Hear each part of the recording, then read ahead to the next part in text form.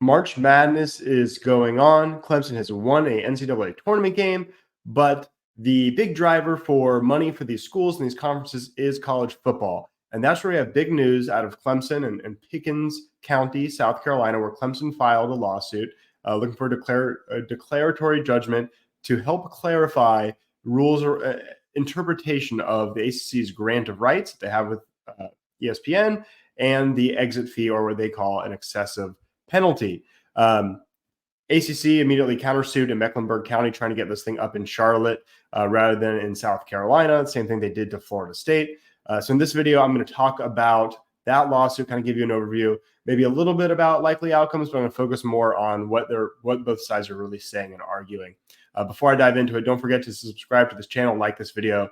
It's been growing, and that really goes a long way in helping. So thank you for doing that. Also, shout out to our sponsor. Very thankful that the authors of Respian Man, the first book in the Infinity Realm series, has sponsored this channel. So thank you to them. I'll put the information about their book in the notes here in the video description below. All right, so let's talk about this lawsuit a little bit. So Clemson's going after two main things: the exit fee and the grant of rights. The grant of rights being really the bigger problem of the two. So the ACC is locked into a TV agreement through 2036. And that assumes ESPN picks up the option, which I'm sure they will if the ACC is still held together. And that's 13 more years. So if Clemson, well, more on those 13 years in a second, but let's talk about what the ACC has tried to do. Obviously, the ACC is making way less money than the Big Ten, and the ACC and the gap keeps growing and growing and growing as a couple different things happen. The ACC has tried to close the gap.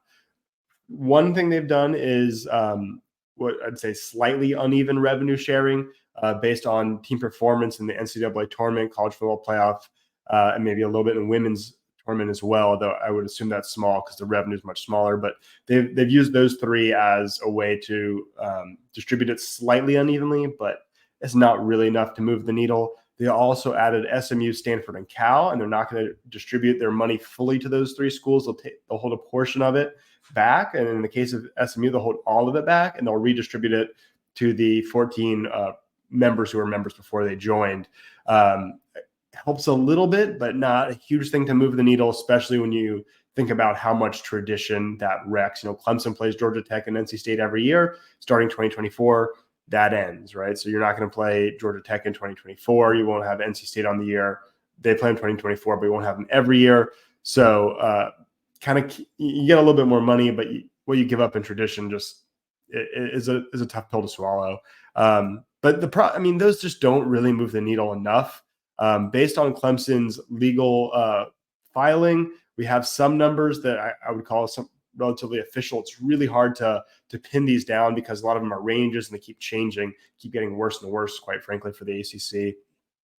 But based on Clemson's legal filing, they state that in 2022, which was not as bad as it is now, the ACC was somewhere between $9 to $12 million behind the SEC and 18 to 21 behind the Big Ten in media dollars coming in. It's going to grow by another $8 million, getting worse. You know, that gap's going to grow by another $8 million because the new CFP deal pays the Big Ten and SEC more by a measure of $8 million.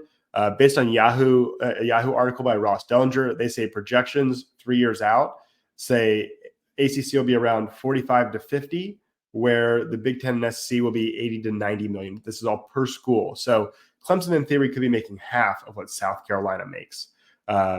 You know, and if you think about hiring assistant coaches, building facilities, that starts adding up real quick. It's one thing to cover a $9 to $12 million gap, but when you're talking half as much in a $45 million gap, that's brutal. And you look even just what South Carolina themselves did this offseason. They went out and they hired Georgia State's head coach, Sean Elliott, to be their, I think it's tight ends coach. Now, that's happening all over with Kent State's coach left to be an assistant at a Power 5 job, or Power 4 job, I guess you call it now. But is that going to start happening with the ACC and the Big 12 with those assistant or even head coaches leaving to go to Big 10 and SEC jobs? I don't know, but I don't think it's far-fetched. And I think the even bigger issue is when you look a little bit further ahead, and I'm not talking 10 years ahead, I'm talking like 5 years ahead. At what point do players start getting paid as employees or contractors of some sort? and then you have the SEC and Big Ten paying each individual player, let's say $200,000 a year as like a salary, and ACC is paying maybe like $100,000. At that point, you're not big time. You're not a major college football program anymore. So that's why I think there is some urgency in Clemson and Florida State getting out of the ACC and not waiting until 2036. You wait till 2036 and you get out, you might not be a major program at that point anymore. You might no longer be able to go right into the Big Ten or SEC and be competitive right away. It might be too much damage done. And so that's why it's really key that, they're making these moves now and not just waiting until 2036. Okay, a couple key points to the case that I thought were really interesting. The ACC claims that filing suit against the ACC or even just challenging the grant of rights in any way is a violation of, quote, fiduciary duties that they owe. ACC sort of preempted this by saying, this is just a declaratory judgment. We're just looking for clarity. I kind of think that what the ACC is trying to do there is bunk. They're saying they're going to want damages. I think that's a little ridiculous. They also sort of complained or almost like whined that the ACC was working with them while also preparing this behind their back. But I think what happened was they very well may have been completely genuine in trying to work with the ACC. But then when another $8 million gap popped up with the college football playoff, and essentially the ACC signed a deal admitting that they're inferior, that was kind of a last straw, right? So I don't know that Clemson necessarily tricked them, although I do think Clemson was very wise in keeping this under wraps. And I think that their university bylaws were more advantageous than Florida State's, because Florida State had to go public with it and have a public meeting with their board of trustees. And so the ACC jumped in and sued them right away before they could file suit. So being first could help with venue and could keep this in South Carolina, which is nice. The more important stuff, grant of rights and exit fee. The grant of rights is tied to the ESPN contract. So it's always been understood, at least by me and I think most people, that the grant of rights applies for the entire duration. If you leave the conference, you don't have your TV rights. That's why you can't leave the conference. That's the point of the grant of rights. But with what Clemson's saying is it's specifically tied to the ESPN contract. So if you leave, you're not part of that. You're not on that ACC ESPN deal anymore. Thus, it's irrelevant. They also note, I think this is a little bit more interesting, might be a little bit of a gotcha, but I think it's a good point, is that the ACC bylaws allow a school to be kicked out or expelled from the ACC by a 3/4 vote that excludes that school getting kicked out.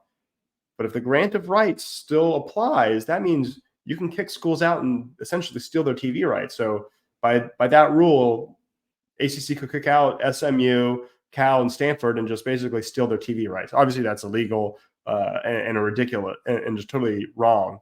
So that does call into question either there's kind of an error in the bylaws, or the grant of rights doesn't mean what the ACC is saying it does. I think the problem is the plain language, and this is what the ACC cites, is it literally says in the grant of rights, regardless of if member institution withdraws from the conference.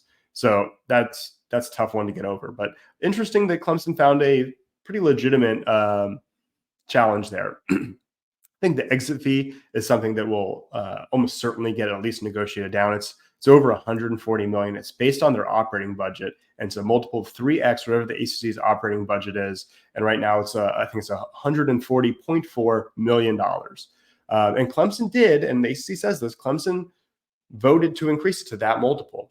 But when they did that, and then Maryland tried to leave, the fee was $51 million, not $140 million. I know inflation's been bad, but it hasn't been that bad, right? So operating expenses have really ballooned. And so I don't know that Clemson would have approved this just outrageous, huge exit fee. And Commissioner Phillips slipped up. I don't know exactly when this was. It may have been a few years ago, or it was a few years ago. But he said that it was a, quote, penalty that he thought would hold up in court. And you can't have penalties, right? That's anti-business. So that would get thrown out if it's found to be a penalty. Of course, his exact phrasing doesn't determine that, but I think that's an interesting point for sure.